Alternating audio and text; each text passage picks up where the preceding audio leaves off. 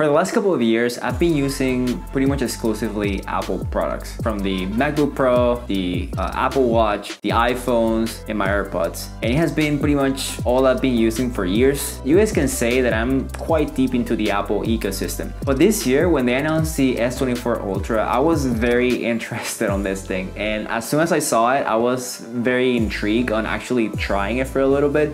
And since I got it, I cannot deny that this phone is completely amazing. And putting it side by side with the iPhone 15 Pro made me realize that I really want to switch. And yeah, I'm truly switching from the iPhone 15 Pro to the S24 Ultra.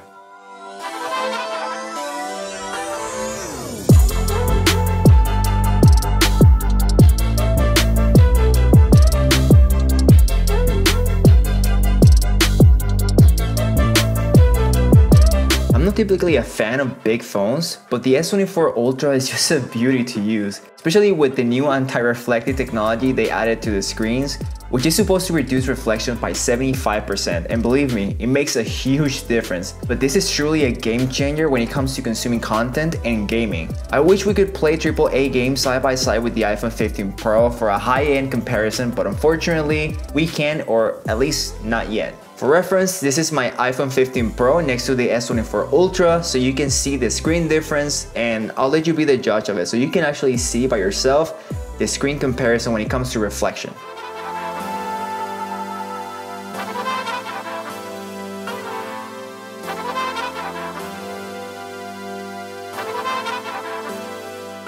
Okay, so let's start here. So Samsung this year also introduced the amazing flat display.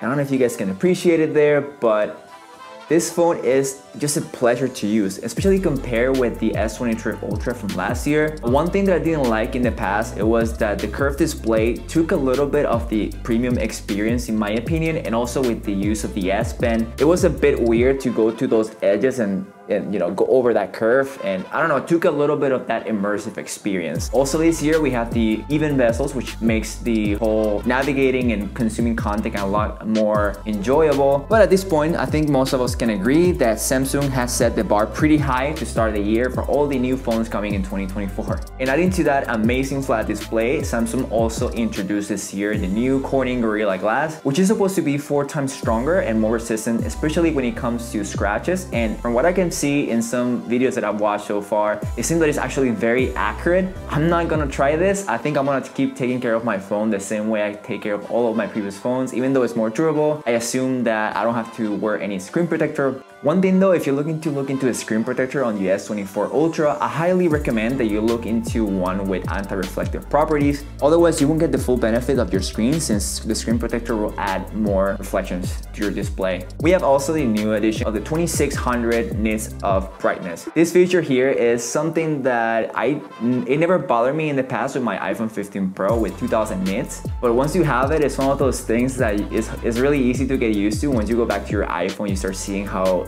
dim it is, especially on the sunlight. Overall, this one has pleasantly surprised me when it comes to how smooth the performance is with One UI. Okay, so we have these features that we already seen. We have the titanium frame, we have the flat display, we have the new Corning Gorilla Glass, but I think that it's probably worth talking of the most important features that were added to the S24 Ultra, which is, in my opinion, the AI integration. So my favorite thing from this year, and I think it's the most useful of all the AI features, is the one called Circle to Search. And I'm pretty sure all of you guys have seen it already. This feature is just completely incredible. How many times have you been watching YouTube videos and you're like, oh, you know what? I like that hat that this guy is wearing, or I like that camera gear, that tripod, and you know, sometimes they don't talk about what they're using. And now it's as easy as pressing the home button for a little bit, and then you can search whatever you want, similar to Google Lenses within the app, and you just circle the item that you're looking for, and it tells you what it is, the brand, where to buy it, and you can also request color changes if there's something similar. I mean, you can do so much with this feature on your phone that the limit is your imagination.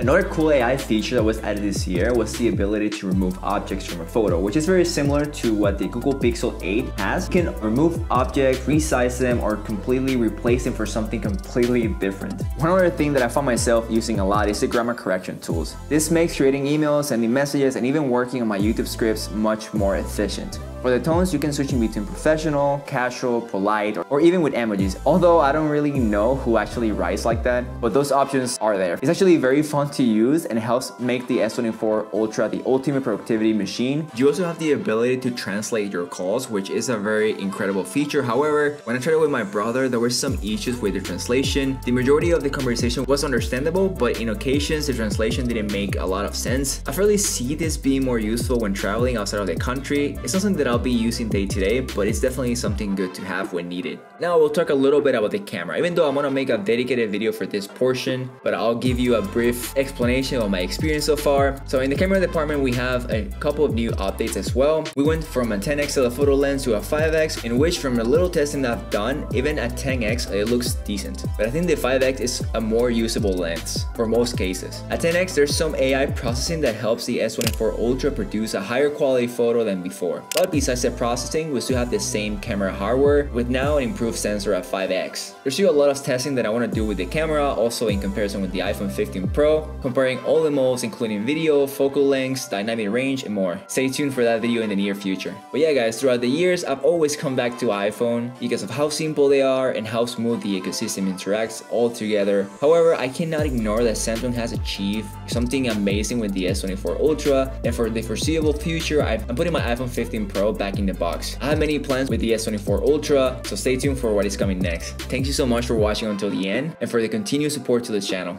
I'll see you guys in the next one.